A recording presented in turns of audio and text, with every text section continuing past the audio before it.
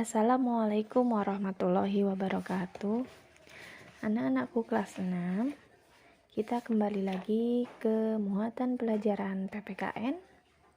Kita sudah mulai ke tema 4, yaitu globalisasi. Kita langsung subtema 1 dan subtema 2 ya. Nah, silahkan dibuka dulu buku penanya. Halaman 19. Hari ini pelajarannya sambil mendengarkan rekaman, sambil menyaksikan atau melihat buku pena. Nah, materinya yaitu menceritakan manfaat kegiatan ekonomi bagi masyarakat. Kira-kira kalian tahu nggak apa kegiatan ekonomi yang dilakukan oleh orang tua teman kalian? Kegiatan ekonomi di sini maksudnya hampir sama dengan pekerjaan orang tua kalian. Tentunya kegiatan ekonomi keluarga satu dengan kegiatan ekonomi keluarga yang lain merupakan biasanya berbeda. Tentunya kalian kalau disuruh untuk menceritakan kegiatan ekonomi keluarga kalian pasti tahu ya, bundanya bekerja di mana, atau mungkin ayahnya bekerja di mana. Nah, itu merupakan kegiatan ekonomi. Nah, meskipun kegiatan ekonomi dari keluarga kalian dengan teman kalian berbeda, yang pasti perbedaan itu bukanlah penghalang untuk kalian tetap berteman atau bermain bersama. Karena tujuannya sama-sama mencapai tujuan untuk memenuhi kebutuhan keluarga. Jadi kita patut berbangga apapun kegiatan ekonomi keluarga kita. Gitu ya. Tentunya kegiatan ekonomi bunda kalian atau ayah kalian itu bermanfaat untuk masyarakat yang lain. Nah, di sini Ustadzah berikan contoh mengenai penjual bakso. Nah, penjual bakso ini tentunya sangat bermanfaat bagi masyarakat karena belum tentu semua orang sempat membuat bakso. Nah, kalau dari salah satu keluarga kalian menjadi penjual bakso, berarti pekerjaan itu merupakan bermanfaat bagi orang yang membutuhkan.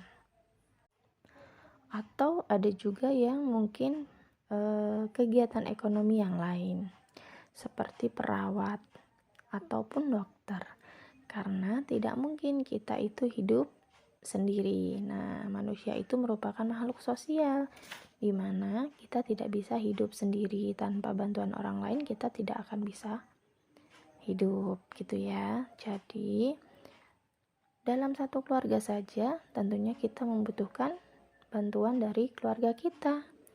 Nah, tentunya semua profesi atau kegiatan ekonomi yang ada itu bermanfaat untuk masyarakat. Nah, sekarang kalian buka buku pena halaman 27.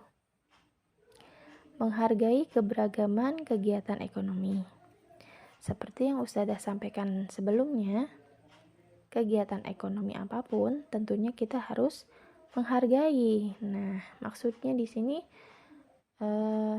karena setiap kegiatan ekonomi itu bermanfaat bagi kesejahteraan sekitar. Entah itu bermanfaat bagi yang memiliki atau bermanfaat bagi orang lain. Gitu ya. Pasti ada manfaatnya. Kalau untuk pribadi tentunya membantu untuk perekonomian keluarga.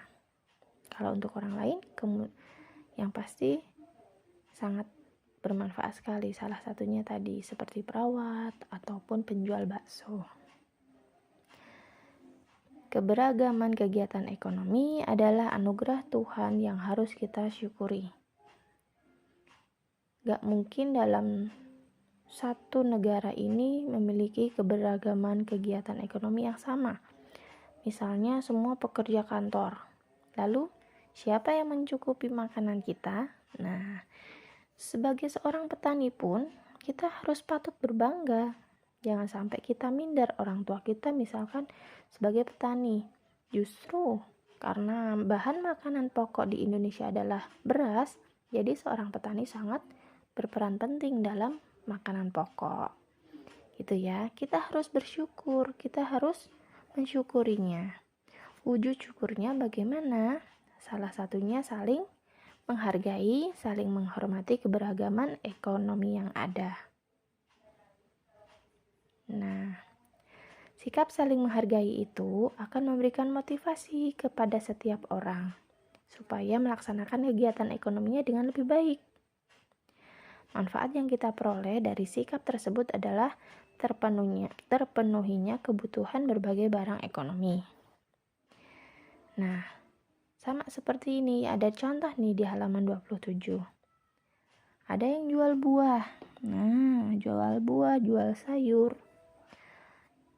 Itu kan kalau di pasar merupakan persaingan usaha. Tetapi karena kebutuhan kita itu berbagai macam, otomatis pekerjaan itu sangat bermanfaat untuk kegiatan ekonomi orang lain. Tercukupinya kebutuhan makanan pokok kita. Coba kalau nggak ada orang yang jualan di pasar, kita mau beli dari mana? Meskipun kita banyak uang misalkan.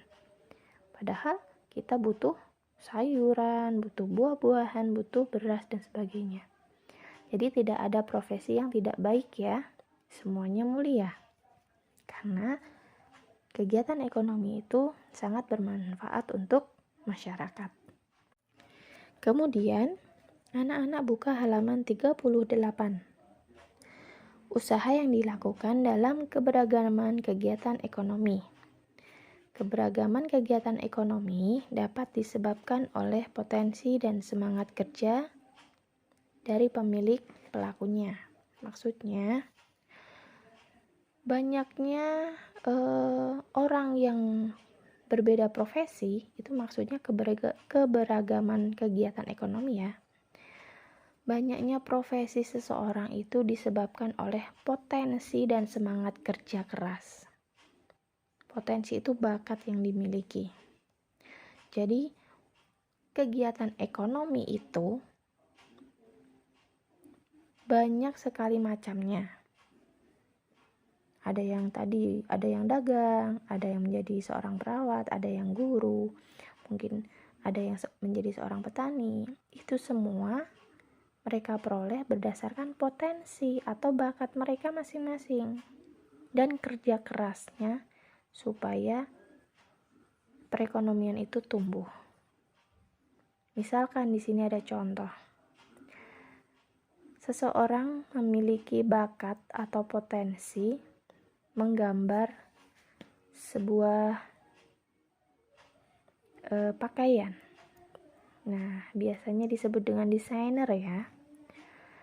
Karena dia itu selalu menggambar, mengulang-ulang kegiatan menggambarnya, sehingga menjadi suatu kegiatan yang baik atau memiliki potensi yang baik, kemudian diasah terus, kemudian dia bisa menjadi orang yang sukses. Berkat apa? Berkat kerja kerasnya. Sehingga kebutuhan pakaian di masyarakat pun terpenuhi dengan dia terbiasa membuat rancangan pakaian.